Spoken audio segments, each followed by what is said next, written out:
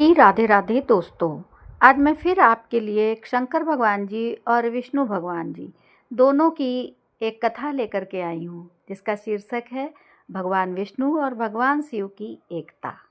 भगवान विष्णु और भगवान शिव की अनूठी प्रेम और एकता की कथा, जो हमें दिखाती है कि वे मूल रूप से एक हैं, सच्ची भक्ति की प्रेरणा। एक बार भगवान नारायण बैकुंठ में सो रहे थे। अपने सपने में उन्होंने भगवान शिव को देखा, जो लाखों चंद्रमाओं की तरह चमक रहे थे। त्रिशूल और डमरू धारण किए हुए सोने के आभूषणों से सुसज्जित थे और इंद्र द्वारा पूजित थे। शिव उनके सामने आनंदित होकर नृत्य कर रहे थे। ये देखकर भगवान विष्णु आनंदित हो उठे और अपने बिस्तर पर बैठकर विचार मग्न हो गए। देवी लक्ष्मी ने देखा और पूछा, भगवान आप अचानक क्यों जाग गए हैं? भगवान विष्णु कुछ समय तक मौन रहे, आनंद में डूबे हुए। अंत में उन्होंने कहा, देवी मैंने अपने सपने में भगवान महेश्वर को देखा। उनका रूप अनुपम आनंद और सौंदर्य से भरा हुआ था। ऐसा लगता है कि शंकर ने मुझे याद किया। क्या सौभाग्य है। चलो कैलाश चले और महादेव को देखें। वे कैलाश की ओर चल पड़े। वे आधे रास्ते ही पहुँचे थे कि उन्होंने देवी पार्वती के साथ भगवान शंकर को आते देखा। भगवान शिव ने भी ऐसा सपना देखा था। उनका आनंद अपार था। मिलते ही वे एक दूसरे से गर्मजोशी से गले मिले। खुशी के आंसू बह रहे थे और उनके शरीर खुशी से काँप रहे थे। वे एक क्षण के लिए मौन रहे, एक दूसरे को गले लगाए हुए। अपने सपनों को साझा करने के बाद वे दोनों एक दूसरे के धाम जाने पर जोर देने लगे। नारायण ने कहा, चलो बैकुंठ चले, और शंभु ने कहा, चलो कैलाश चलें। उनका प्रेम इतना गहरा था कि ये निर्णय करना कठिन था कि कहाँ जाएं। तभी नारद आए, अपनी वीणा बजाते हुए। दोनों ने उनसे निर्णय करने का अनुरोध किया। नारद दिव्य मिलन से अभिभूत आनंदपूर्वक उनके गुण गाने लगे। निर्णय ना कर पाने के कारण ये तय हुआ कि देवी उमा निर्णय लें। देवी उमा ने एक क्षण के मौन के बाद कहा, हे देवों, आपका शुद्ध और अद्वितीय प्रेम दिखाता है कि आपके धाम एक जैसे हैं। कैलाश वैकुंठ है और वैकुंठ कैलाश है, केवल नाम अलग है।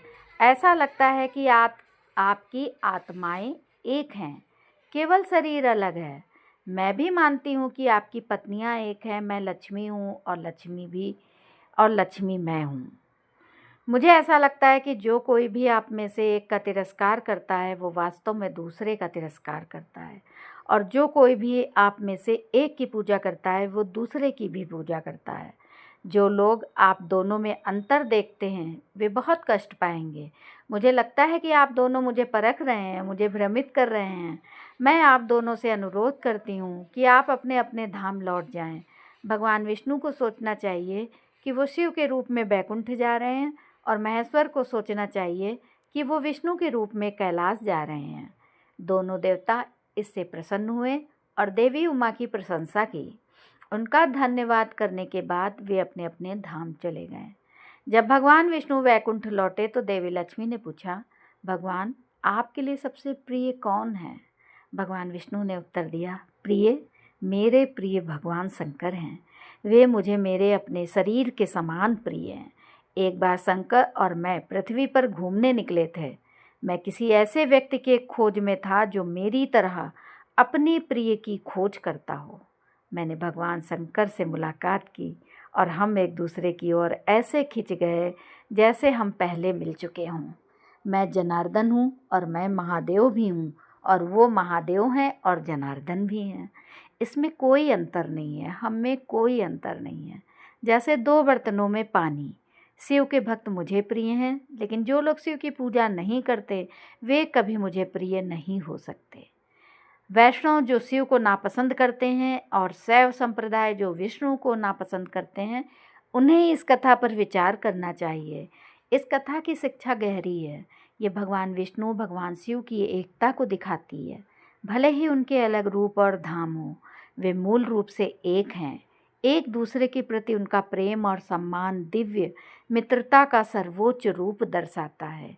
ये कथा हमें सतही भिन्नताओं से परे देखने और उनमें निहित एकता को पहचानने की सीख देती है।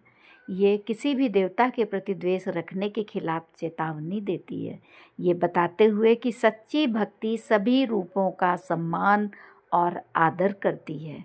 ये एकता और आपसी सम्मान हमें अपनी आध्यात्मिक प्रथाओं में समरसता और श्रद्धा को विकसित करने के लिए प्रेरित करना चाहिए। तो राधे राधे दोस्तों, आपको ये कहानी कैसी लगी हमें कमेंट करके अवश्य बताएं और मेरे चैनल को सब्सक्राइब भी करें। धन्यवाद दोस्तों।